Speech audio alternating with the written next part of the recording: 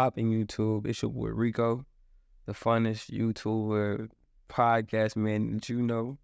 And we back with another video, man. But you already know, before we do anything, dear gracious Heavenly Father, we just thank you for today. We thank you for your love, your goodness, your grace, your mercy. Father God, we ask you please forgive us for the sins we committed known or unknown, both mentally and physically. We ask you continue to have mercy on our souls, God. Although we may take advantage of it and abuse it, God, we apologize for any disrespect that we may have done to you. God, we ask that you allow us to hear, listen, you gain no understanding today. Anything that's for us, we ask that it resonate with our spirits and that we just continue to grow the way you deem fit. And anything that is not of you, we ask that we shed it, God. We thank you for today. Give you the honor, the glory, and the praise for you, Lord. In Jesus' name we pray, amen. What's going on, man? It's Rico. Welcome back to another episode of Let's Talk About It. Now, I'm not going to lie, y'all not going to like me this episode. Y'all might not like me this episode, man, but I'm going to be real honest with y'all. I feel like it's important to have honesty. When doing anything, I feel like it's important that there's a level of honesty that keeps and holds you accountable, but also allows you to think. You know what I'm saying? You want to be held accountable for your own actions, but you want to be able to think for yourself as well. You feel me? So, now, the ugly truth. Let's talk about it. Okay, first of all, let's start it off like this, man. So this is broken down into categories, right? You got your friends, your relationships, and you got marriage. Okay? Yeah, we're going to start off with a category that is the easiest and most applicable to everybody. Friendships. I think the first thing that needs to be said about friendships is, one, everyone is not your friend. All friends are not your friends, you know what I'm saying? What do I mean by that? And in this context, I see it more with women. I'm not saying men don't do it, but I see it more with women where they meet somebody. You know, y'all have a couple of things in common, which is cool. I'm not saying that you can't make friends and have things in common. But just because y'all both like to drink mimosas and go to brunch on Friday don't mean that y'all should be clicking up. You know nothing about this lady. And then it baffles me, man, because I got friends, I know people. Oh, yeah, I'm about to go out here with Brittany. Brittany? Yeah. Didn't you just meet Brittany? Yeah. And y'all about to go to Cabo together for a week? Yeah. Why would you do that? To me, that is absurd. That is absolutely asinine. You don't even know this woman. You don't know what her intentions are. She could be trying to harvest your organs, sell you to a man named Blake, throw you in the back of a van. You know what I'm saying? You don't know what's going on, but yet you're willing to put your life in her hands technically. She booked the room. She made the plans. All that other stuff. Like, why would you do that? Just because y'all got something in common don't make y'all friends. I think it's a lot more that goes into friends that people realize. And maybe this don't happen to people so much more now, because I'm not saying long-term friends can be janky, because they can. But I'm saying maybe this don't happen as often no more because a lot of people place an emphasis on friendship. And it's less of an emphasis on everything else. Friendship holds the most value, which is interesting to me. And one day we'll tackle the whole reason why I think that's stupid, as far as like valuing my friendship over everything. You know what I'm saying? To the point where it's a detriment to your other relationships. So we're going to talk about that though. But I'm a firm believer that everybody is not your friend. You know what I'm saying? You got people, they're just supposed to come in, they're just supposed to have a conversation with you. And that's about it. But y'all inviting them over and stuff like that. And little do you know, this man is at home watching Dahmer. Like this. Let's see where he was going with that. You know what I'm saying? Like, but, you know what I'm saying? You can't just be so willing to invite everybody into your space, especially because your space is something that should be sacred to you. But if you're just so willing to allow anybody to occupy that space, it becomes very difficult to understand who is there for the right reasons. So I think that people should be more mindful of who and what they allow in a space. Friend, girlfriend, boyfriend, anything. You should be more mindful of what you allow in your space. Everybody that's cool ain't cool. If you get it, you get it. Everybody that's cool ain't cool. Just because we have a good conversation do not mean I'm supposed to be your boyfriend. Just because we have a good conversation do not mean we're supposed to be homies. And no, I'm not coming to your crib. And no, I'm not eating your cooking because I don't know how you do your crib. I'm not saying don't be trusted, but I'm saying people should live with a little more caution rather than just being so willing to put their lives in the hands of other people. Now, I'm also say this again for the ladies. I think I said this in the video before. If you have a guy friend, he has thought about smashing you at least once. 100%. I said this before, bro, and everybody seems like, or they like to think that like, oh, like I'm tripping. You know what I'm saying? Oh no, there's no way he would do. Yes, he would. I'm gonna tell you why. At one point in time, I was a best friend. You know what I'm saying? I was somebody's best friend, and it's hard for people not to see you that way. You know what I'm saying? Even if my initial reaction wasn't to get at you, 9 out of 10, my first reaction probably was that.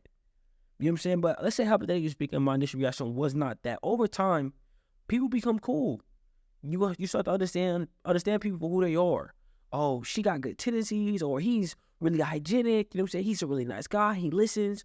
Oh, she is very attentive. You know what I'm saying? She's really nice. She's got a horrible track record picking friends. I'm thinking about smashing you. Or dating you to some degree. There's nothing wrong with that. You know what I'm saying? But I think there has to be this level of realism and understanding. You know what I'm saying? We all can't be in denial. That man wants to smash you.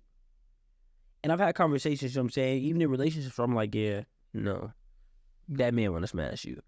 And the fight that you get, the pushback, no, he don't. He just a friend. Look, I'm telling you, I'm not the smartest man alive. I ain't the sharpest tool in the shed, but I know one thing. I know the intentions of a man, and that man want to smash you. If y'all choose to believe that y'all friends don't want to smash y'all, here's what I say y'all do. Let me know if you did this in the comments. If you got a boyfriend right now, I'm not saying break it with the man. Call your boy best friend. Call him in a panic. Oh, I just don't know what to do. Oh, why? And then hit him with the, hey, you know what? I'm just having a hard night. Do you want to chill? Would you like to come over and watch Netflix? Would you like to come over and hang out? I need some comfort. I bet you he fold.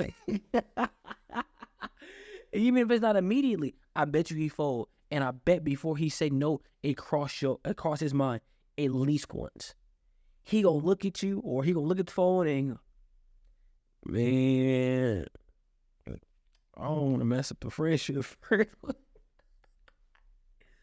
And they ask him, have you ever thought about, you know what I'm saying? I mean, at some point I did. Bro, it's inevitable. And when I tell women this, bro, it's always this pushback, especially for like the homies. Oh no, he would never. Yes, he would. You cool. You're a little too cool. He dates horrible women.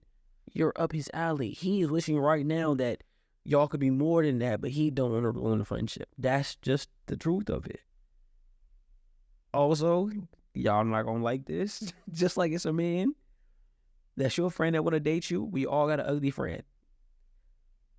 If you don't know who the ugly friend is in your group, it might be you. Bro, look. I was at work. I'm having a conversation with my coworkers, right? And we're having the ugly friend conversation. And she goes, you know, I'm telling her about it. She's like, what do you mean by that? I'm like, every friend group has an ugly friend. It's the friend that you know is just not as up to par as everybody else. Like, he's cool. She's cool. Great personality. Really sweet. But he ugly. And everybody has an understanding of this. Do not let the friend group fool you. Everybody has an understanding of who the ugly friend is, because somebody got to be the ugly friend. We all are not that attractive. I'm keeping it a band with you. Now, this may vary. This may vary from situation to situation. You know what I'm saying? We might go into a group of women. You know what I'm saying? She might like light-skinned dudes. So, hypothetically speaking, that man might be, hypothetically speaking, the most attractive in that moment because he light-skinned. That's her type. But we all understand the hierarchy. I am not the ugly friend. I know in my friend group, I'm not the ugly friend. You got to be mindful of the situation and the space that you in. You got to know where you rank as far as a friend, so you know who to pick to go out. Look, I know it sounds bad, but we all have a friend that is not as attractive as the rest of us. They can dress, they cool, all that, but when it comes down to just straight looks, bro, know your place. Know your place. No, but honestly and truly though, bro, if you don't know who the ugly friend is, bro, it could very well be you. I told my coworker that, you know what I'm saying? She was telling me about how, none of my friends are ugly. Okay, then you might be the ugly friend. You know what I'm saying? I wasn't saying to be a jerk or anything like that, because that was definitely not my goal. But let's be honest. Again, if you understand people, you understand how people work. People run in packs. People run in groups. You might have one or two loners here and there. Most people crave companionship. As much as y'all be screaming, oh, I don't need no relationship. All these women ain't this. All these men is this. People crave companionship. That's why you cling to your best friend, or you do. People need companionship. So people naturally run in groups, especially people with no confidence. They run in groups. So, in a group, you cannot sit and argue with me and tell me that one of y'all ain't ugly. Somebody in the group is not up to par, bro, and it's up to you to figure out who, so you know where you stand. Because if y'all going a 2-man, you need to know which one you getting. Am I getting a 10 or am I getting a 6? That works men and women alike. Hey, man, if y'all are out, ladies, you need to know, hey, I'm getting that one. Because you don't want to blow the mission thinking that you the 10 and you not. Well, we gonna talk about that, though. That's something else for another time, man. Oh, my gosh. Okay. Something that y'all do not want to hear, but it's very much true. In my opinion, at least. Not dating a man because he is short is exactly the same thing as a man not wanting to date a woman who is bigger. Now, I hear y'all in the comments already, oh, Rico, you can't say that. That's not the same thing. It's body shaming. Call somebody short ain't body shaming? That's not body shaming? I mean, granted, I can have, 50 bands sitting in the bank to go get knee replacement surgery to make me 6'5". Bro, you can go to the gym. Like, it baffles me. Because I have conversations with friends, I'm like, yo, this is the same thing. No, it's not. This is a preference. Okay, so me not wanting to date a woman that is bigger is not a preference. Why does it change? Because now we're talking about someone's weight. Oh, that could be a sensitive topic. So from somebody's height. Is it not the same thing? I don't understand how one is not synonymous with the other. I think that it's a very simple situation. Yo, look, I think X, Y, and Z. You look like this to me. Okay? And you look like this to me. Although you're cool, you know what I'm saying? You're just not my type, and this is my reasoning. That is respectable. That is totally respectable, and I don't think it makes you less of a person or makes you a jerk or make you a jerk face just because you don't want to date somebody because they are bigger. That is your prerogative. The same way as you being like, you know what? Okay. I'll give you a perfect example. Y'all be seeing these little balloon popping joints, right? When a man comes up, great credit, no kids, multiple business owned, waves is cool, hair is cut, fit is cool. Why'd you pop your balloon? He 5'7". Like, and that's acceptable. You know what I'm saying? But if it was the other way around, if a woman came out, own car, house, businesses, making $700,000 a year. Sir, why'd you pop your balloon? She live on a bigger side. It's not really my thing. I think that is the same exact thing. And I feel like it's extremely biased to try to argue it any other way. I think that you're out your mind if you don't think that's the same thing. Those are exactly the same thing. The context for both of them fit exactly the same. I think that if you're not willing to date somebody because they're bigger, which is fine, that is the same thing as someone having a preference of not dating someone who is shorter. And to think otherwise and to think one is worse than the other is a double standard in my eyes. And y'all need to get your lives together because that's crazy. Okay, so now we're going to get into like the little dating portion of it, right? Let me say this. I know I say a lot of stuff. I don't know, it's a lot of jokes, you know what I'm saying? I do a lot of laughing and stuff like that, you know what I'm saying? But very seriously, I say, when you are dating somebody, it is important that you believe who they say they are, who they show you to be the very first time. Now, you know, you on the other side, oh, no, I always do that. No, you don't. Because you think that you're Bob the Builder. You think you can fix him. No, that man's a cheater. He told you. You know what I'm saying? Yeah, me and my last girl broke up, you know what I'm saying? Because I cheated, you know what I'm saying? Yeah, you know what I'm saying? I cheated on the girl before that, you know what I'm saying? But that's not me, though. Yes, it is. You're a cheater. You know what I'm saying? That's what you do. You cheat. You know what I'm saying? And when somebody show you what it is, believe it. If you're talking to a woman, brothers, listen. If you're talking to a woman, very first time type situation, you feel me? And y'all are having a conversation, y'all chat. And she hits you with the, if you don't do this, I'm going to do this. She's manipulative. She's manipulative, run. Bro, that's who she is. She has already showed you that in whatever situation y'all get in, she is going to use whatever is valuable to you at that moment, or whatever you want at that moment, to her advantage to get what she wants. So if your thing is that you value physical touch, she is going to leverage your physical touch until she gets what she wants out of you. Same thing with women. Same thing. If you are talking to a man and he's like, yeah, I want X, Y, and Z, but I only do this if you do this. Manipulative. He is using your affections for him to get what he wants. If that's what these people are showing you when you first lock in with them, you have to believe it. If they tell you even jokingly, yeah, you know, I'm a little crazy, bro, believe her. Bro, she is telling you, yeah, nah, I bust windows out of cars. Oh, now if you want to deal with that, you deal with that. But honestly, I can't. I can't. I like my car. Car payments ain't paid off yet.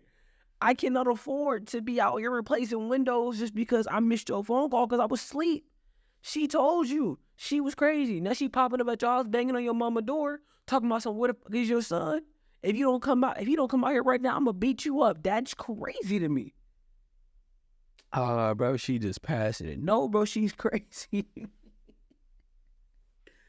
Ladies, bro, if a man hit you with the, bro, I had a conversation with somebody, and I promise, and I've had this conversation multiple times with people, where the man would be like, yeah, you know what I'm saying, like, you do X, Y, and Z with me, or if I realize you can do this, I'm gonna trap you, bro. Believe him.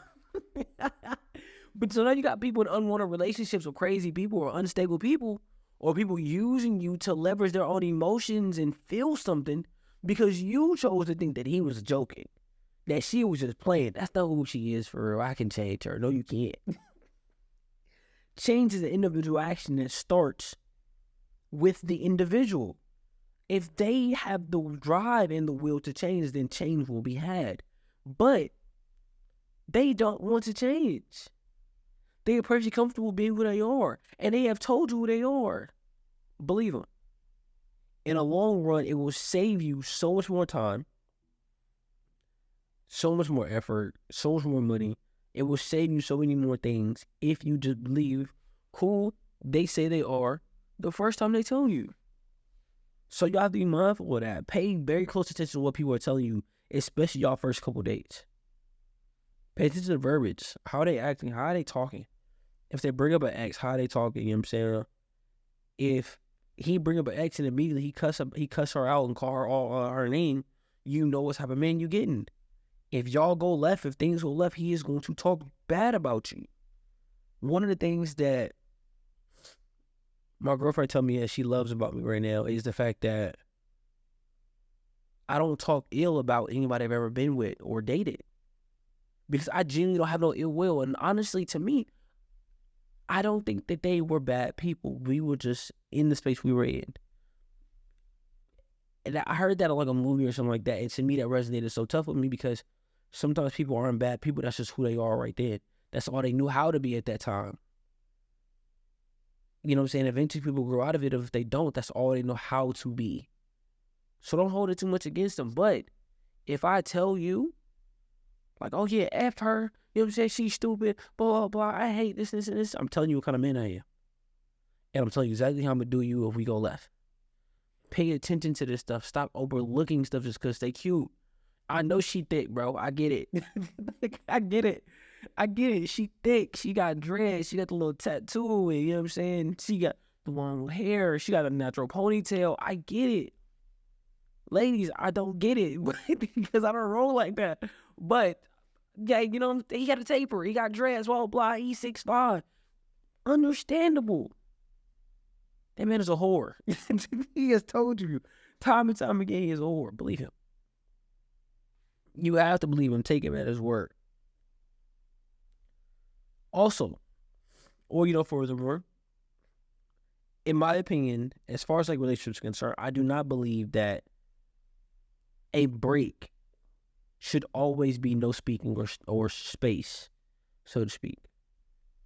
I think oftentimes people use breaks as a temporary solution to go do what they want to do. I'm thinking about my mind that we need a break. You already talked in 3 weeks and you're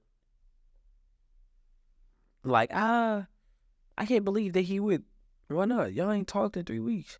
You said that you needed a break and you was out here doing your thing. How could you not see that was crazy? In my opinion, I don't think breaks mean let's stop speaking. Sometimes a break is, hey, you know what? Let's not hang out as much. I need time to read my Bible, get my mind right, you know what I'm saying, X, Y, and Z, and just kind of regain my composure. Sometimes it's, hey, let's just talk a little less. Let's talk a little less, you know what I'm saying? Let's speak. Now, I'm not saying, oh, hey, I hope you had a good day. Hey, I hope you had a good day. And that's it. That's weird to me. You know what I'm saying? We can still communicate. Hey, how's your day? You know what I'm saying? Was your day cool? Cool. Okay, cool. But we're not going to be spending hours on the phone. That's still a break. Break is a time for you to kind of get your mind right. So limiting time with the other person can still be that. It does not mean that we got to completely separate from each other and continue not to speak. I think that's stupid. I think that's dumb. And I think this is something that should be discussed in your expectations of each other. You know what I'm saying? What do we expect? What does a break look like for me? What does it look like to you? Are you going to be a person where you need 4 months? And you're going to come back like, okay, I got it out of my system now. We good. No, that's not going to work for me. If we going to do this, and let's do this. You know what I'm saying? If you need a day to kind of gather yourself, then take your day. But, I need 4 months. You out your mind. We're broken up. Ain't no break. I'm letting you know right now, after the third day, I'm just going to assume that we are no longer together. And I don't think that's crazy of me. State your expectations, which brings to my next point. It's a strong possibility that your unstated expectations is the thing that made y'all break up. I'm keeping it 100%. You had an expectation. We should do this. A man should be this. A man should speak to me like this, carry himself like this, hold this like this. A woman should do this. A woman should be cooking. A woman should be cleaning. A woman should be this. She should be this. She should come check on me when I'm... These are your expectations. And then you blowing up that these people don't know your expectations that you did not state. Y'all didn't sit down and have this conversation of what do I expect? What do I expect out of this relationship? You know what I'm saying? If I'm upset, what kind of conversation am I expecting? What kind of person do I want to get today if I'm just not in it today? If I'm not in the mood, but she in the mood, what do we expect of each other? Hey, you know what I'm saying? In this situation, I would like to this, and this. Cool. Now we know where everybody stands, but it is a strong possibility. Somebody out there, your unstated expectations is the things that has made y'all break up. You love that person. You had an expectation of how things should go. The wedding, the relationship, you know what I'm saying? Whatever it case may be, you had an expectation of how things should play out. But you didn't do a good job of explaining what those expectations look like to you. What does love look like to you? Yeah, you know your love languages. You know what I'm saying? People, I hate that. People, I know my love language. Okay, but what does it look like to you? You know what I'm saying? Like, intimacy to everybody doesn't look the same. For some people, it's sex. For some people, it's a, hey, are you okay? Some people, they want to give. Some people, they want ice cream. Some people just want you to open a door. You know what I'm saying? It looks different to everybody. It is important that you have these conversations with the people that you care about so they know how to properly proceed. But you blowing up, flying off the handle about stuff that they didn't know about isn't doing anything but hurting the relationship that you are setting out to heal and bond. You're setting out to fix a relationship. You're setting out to be married. But you can't do that if your expectations are not made clear. If your expectation for me is, you know what, I want you to take me out every Tuesday or Wednesday. But you've never told me this. Now Tuesday and Wednesday pop up and you walk around the house. And I'm like, bro, what's wrong with you? Why you didn't take me out today? So I was supposed to take you out today? Well, you know, I just know I don't. You didn't tell me it. You can be mad at me that I don't know that. State what you know. That is very much important.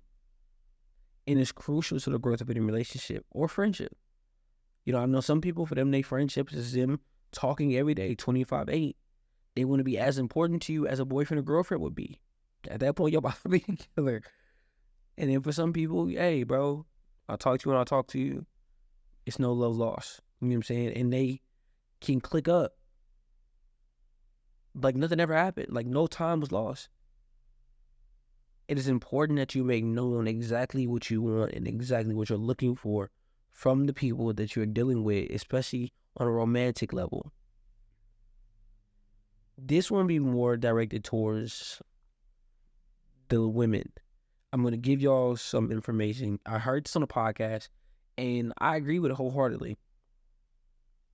Sometimes a lack of listening from women can be the main factor that most men are not very willing to share. Or what you share as a man is thrown into your face, or it's flipped into, well, you don't, so, or well, you did, so now I don't want to talk to you. Let me host buddy. Anybody wants to be married, young women in general, old, young, whatever. Men are taught not to say how they feel. Now, saying how you feel is a little more accepted now, especially because you got the stuff like, you know what I'm saying, we talked about the funny stuff like the soft guy era and stuff like that. You know what I'm saying? So it's a little more accepted, but normally, men are taught not to be very open or very vocal about how they feel. And because of this, when you're dealing with a man, especially a man who has been through a situation where, you know, most people in his life have not been very receptive to his feelings, you have one opportunity. And I mean only one, and I'm being dead serious. You have one opportunity to make this man feel like you do not care about what he's saying. When a man's put in a position when he feels like you do not care or what he's saying is being invalidated, he will never speak to you about something again. And I know you probably like, it sucks, but that's the truth. You have one opportunity. How you respond in this moment is going to set the tone for how this man deals with you. If he is being very open, hey, I feel like this, and this, and your response is, well, you don't. When I did X, Y, and Z, you didn't say this, so why do I have to, blah, blah, blah. That line of communication is dead. And I will never revisit it again. I'm guaranteeing you.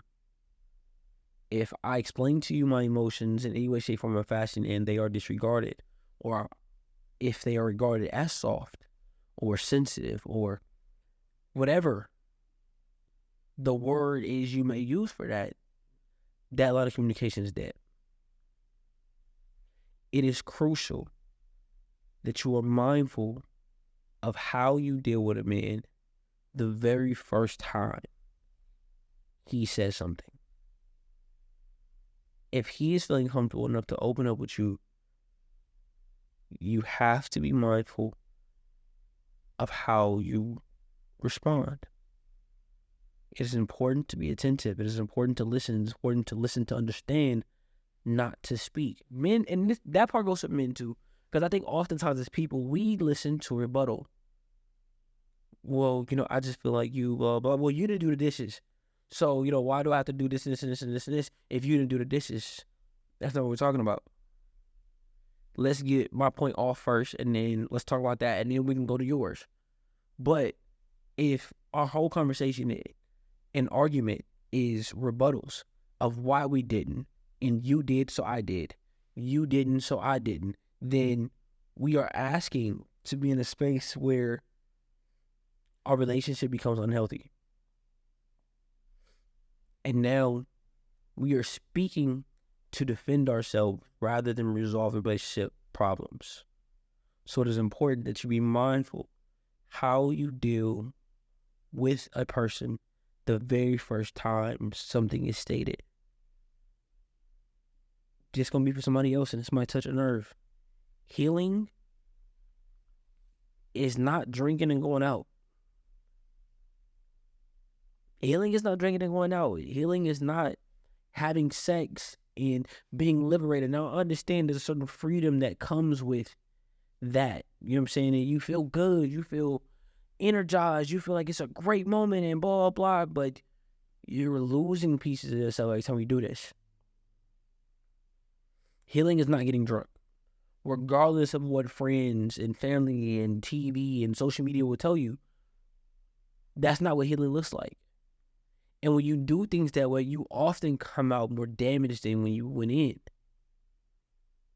Because instead of sitting there and kind of holding and really being in how you feel, you're choosing to substitute your ability to grow in that moment for temporary happiness. Only to get to a place where you are now concerned because you're like, dang, well, like I did all of this.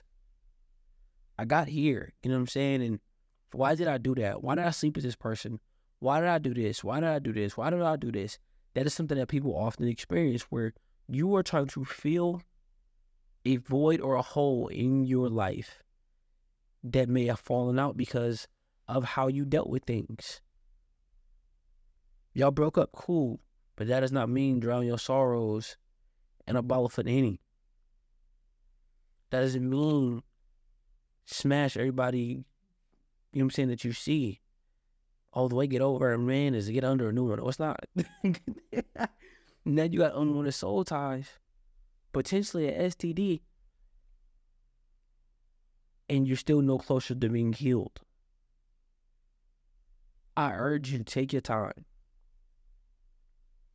If you made it this far in the video, I can't stress this enough how much and how important it is to take your time. Heal. Healing is beneficial. If you think about this like a scar, when you first cut yourself, it's an open wound. Your wound opens, you know what I'm saying, and you dress it the best way you can. Band-Aid, alcohol, peroxide, whatever you use, you dress it the way you can. And if you dress it properly and you give it its time, it heals with very little scars. Or if it does scar, you understand where the scar is from. But when it's healing, you're constantly picking at it and going back and forth with it and allowing other people to touch on it. And now it's impeding your healing. Your heart is the same way. It's a scar that you can't see for sure, but if you are constantly picking at the scar that people left. Rather than letting yourself heal, you're putting yourself in a situation where you could be looking at this healing process for much longer than what it could have been. Your healing could have took 2 months, but because you chose to go out with your friends and listen to social media, you drinking, you smoking, you smashing everything moving, your 2-month process turned into 2 years. Take your time. For me, I did a lot of praying. I did a lot of praying of praying. I spent a lot of time by myself reflecting on my actions, what I did wrong, confronting myself, my thought processes, how I felt in a moment. That is important. It is important to understand where exactly you went wrong and where things stand. Take your time. Heal. God willing, ain't nothing going nowhere. Sometimes it's not about healing fast, it's about healing correctly. Take your time. You're not losing nothing. Very unpopular opinion.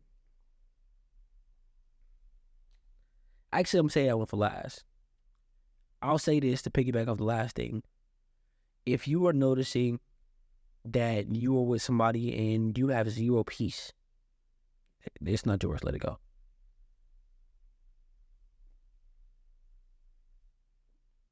God will never allow you to have peace with something that's not for you. If it's not yours, you will find it impossible to have peace with it. So for everybody wondering, so why? I wonder why we always arguing. Why can't things just be good? We can't just have a good moment. It's not yours, bro. Let it go. God will never allow you to feel comfort with something that's not yours. I didn't ordain that. Oh, God sent me to you. No, he didn't. When God decides something is not for you, it's impossible to have peace with it. There's no way to live, have fun, enjoy the moment. You might have a couple good moments, but you will never have peace, though. Now, momentary happiness is one thing. Peace is another. It's important that you understand and know the difference. If it is not yours, you will never have peace with it. Some of y'all out there right now, you watching this and you wonder why situations, because it's not yours. I can't let you have peace in that. I can't let you be comfortable in something I didn't ordain for you. That's not for yours. That's not even yours. I can't let you be okay with that. I can't let you hold that. But God, I just want to, I know. But if I let you have it, you'll stay. If I let you stay, you'll hurt yourself more than what you already did. I can't let you do that. So no, I can't give you peace. Sometimes it's important that we have those moments, because if you end up staying somewhere where you're not supposed to longer than you're supposed to, it can really do a number on you. One day I'll tell y'all the whole story about everything, you know what I'm saying? But last opinion, most controversial for last, man. Your spouse could be for your kids.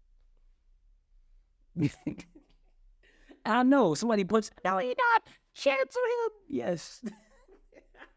Your spouse comes before your kids. When you get gray and you old and your kids out and about, blah, blah, you know what I'm saying? All you're going to have is your spouse. Your spouse come before your kids. Take care of your marriage or your relationship. You know what I'm saying? Take care of it. Y'all, or some people put so much emphasis on their children. I'm not saying you shouldn't. Some people, they make that their life mission. Oh, my kids, I want my kids. There's nothing wrong with that. Your kids have to leave. Y'all gotta spend time with each other at some point. But if you make your kids your life, you never get to know the person you're with. Your spouse comes before your kids. They gonna leave. They gonna make their own lives. My brother told me this, and I'll never forget it. He said, I love my kids, but my kids are going to grow up. They're going to have their own families. They're going to leave the house. They're going to go do their own thing. They're going to move states. Everything they need to do, they're going to do that. At the end of the day, it's going to be me and my wife here. I love my kids. But at the end of the day, it's always going to be me and my wife. And I will never forget that. Surprise comes first. Y'all may hate it. Argue with your mama, not with me. But some of y'all relationships and marriages trash because y'all made y'all children the center of y'all relationship, and now y'all realize y'all don't know each other. But hey, what do I know? I'm just me. What do I know? Oh man, thank y'all, man. I know most of the time I do a lot of like chatting and a lot of laughs and stuff like that, man. Some of these topics are a little more serious, but I thank y'all for joining me, man. Thank y'all for being here. Make sure y'all like, comment, subscribe. Again, make sure y'all comment some stuff y'all might want to see me do, see me talk about, stuff like that. You know what I'm saying? So we can really get into it. I would love to get to the point where we are a little more interactive as a unit or whatever. You know what I'm saying? So let's work on doing that, man. Work on just, you know what I'm saying, being better in that aspect. It's your boy Rico. The finest man, you know. Man, this is me. Let's talk about it. We out here. Peace.